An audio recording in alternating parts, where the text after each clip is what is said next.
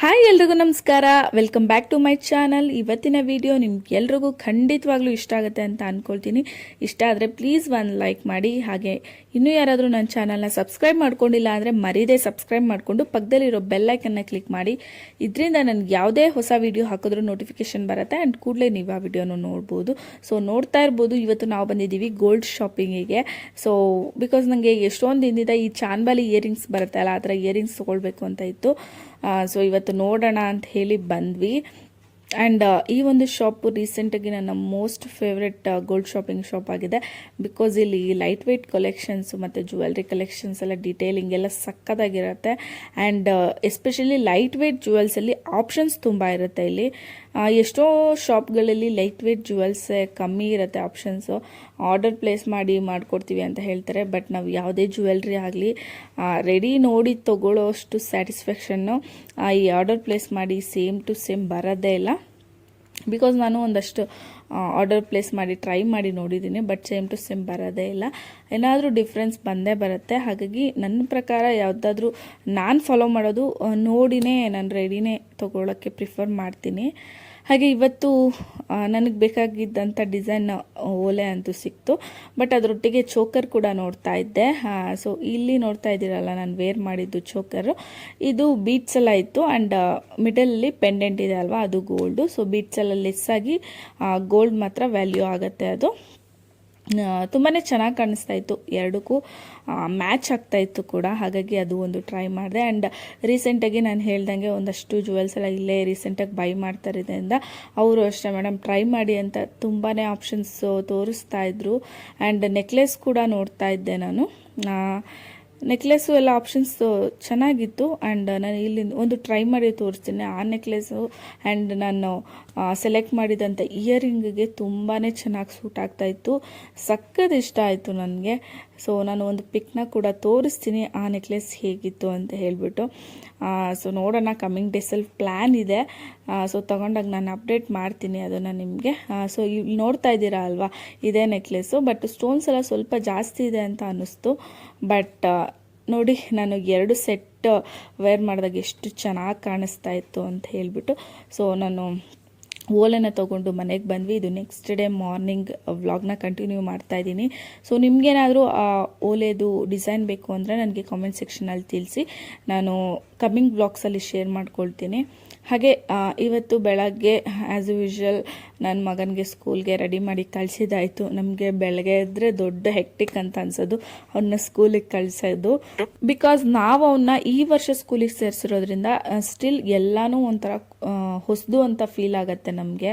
So that ಅವನ್ನ ಬೆಳಗ್ಗೆ ಇಬ್ಬರು ಸೇರಿ ಅಷ್ಟೇ ಪ್ಯಾಂಪರಿಂಗ್ ಮಾಡ್ತೀವಿ, ಇಬ್ಬರು ಸೇರಿ ರೆಡಿ ಮಾಡ್ತೀವಿ. ಜೊತೆಗೆ ಅವನ ಲಂಚ್ ಬಾಕ್ಸ್ ಎಲ್ಲ ಪ್ಯಾಕ್ ಮಾಡಿ ಸ್ಕೂಲಿಗೆ ಕಳ್ಸೋದೇ ಒಂಥರ ಖುಷಿ ಅಂತ ಅನಿಸುತ್ತೆ. ಸೊ ಸ್ಟಿಲ್ ಏನು ಗೊತ್ತಾ, ಅವನ್ನ ಸ್ಕೂಲಿಗೆ ಡ್ರಾಪ್ ಮಾಡಿದಾಗ ನಾನು ಯಾವತ್ತಾದರೂ ಹೋಗಿ ನನಗೆ ಇವಾಗಲೂ ಅಷ್ಟೇ ಒಂಥರ ಫೀಲ್ ಆಗ್ತಾ ಇರತ್ತೆ, ಮಗು ಹೆಂಗೆ ಹೋಗಿ ಸ್ಕೂಲಲ್ಲಿ ಇರುತ್ತೋ ಏನೋ ಅಂತ ಹೇಳಿಬಿಟ್ಟು. ಸೊ ಆ ಥರ ಫೀಲ್ ಮಾಡ್ತಾ ಇರ್ತೀನಿ ನಾನು. ಬಟ್ ಅವ್ನು ಕಂಫರ್ಟಬಲ್ ಆಗಿಬಿಟ್ಟಿದ್ದಾನೆ ಸ್ಕೂಲಲ್ಲಿ. ಒಂದಿನೂ ಅಷ್ಟೇ ಹಠ ಮಾಡಲ್ಲ, ಆರಾಮಾಗಿ ಹೋಗ್ತಾನೆ. ಸೊ ಹಸ್ಬೆಂಡ್ ಹೋಗಿ ಯೂಶ್ವಲಿ ಎವ್ರಿಡೇ ಅವರೇ ಡ್ರಾಪ್ ಮಾಡಿ ಬರ್ತಾರೆ.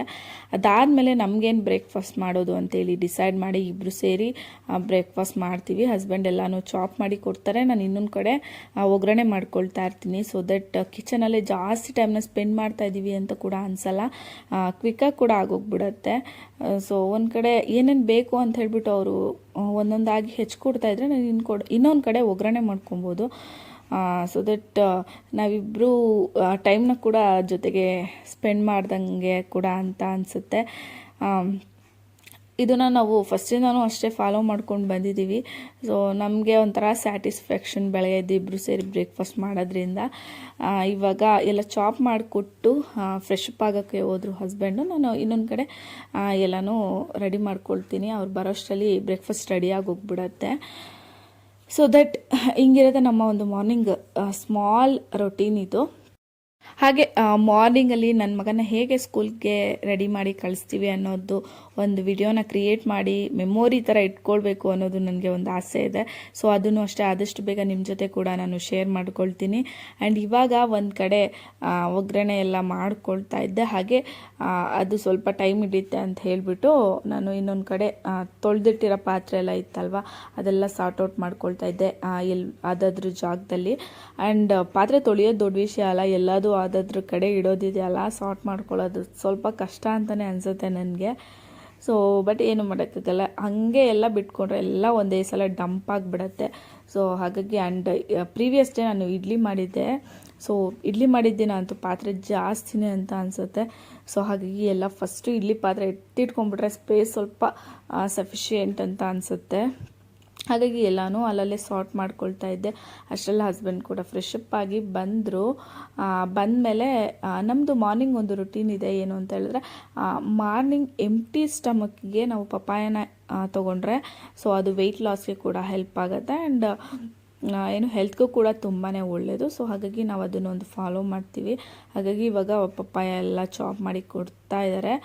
ಆ್ಯಂಡ್ ನಮ್ಮಿಬ್ಬರಲ್ಲಿ ಏನು ಅಂತ ಹೇಳಿದ್ರೆ ಇಬ್ಬರು ಅಷ್ಟೇ ಅದೇ ಕೆಲಸ ಮಾಡಬೇಕು ಇದೇ ಕೆಲಸ ಮಾಡಬೇಕು ಅಂತೆಲ್ಲ ಇಲ್ಲ, ಇಬ್ಬರು ಸೇರಿ ಮಾಡ್ಕೊಳ್ತೀವಿ ಯಾವುದೇ ಕೆಲಸ ಆದ್ರೂ ಅಷ್ಟೇ. ಅದನ್ನು ನಾವು ಫಸ್ಟಿಂದನೂ ಫಾಲೋ ಮಾಡ್ಕೊಂಡು ಬಂದಿದ್ದೀವಿ.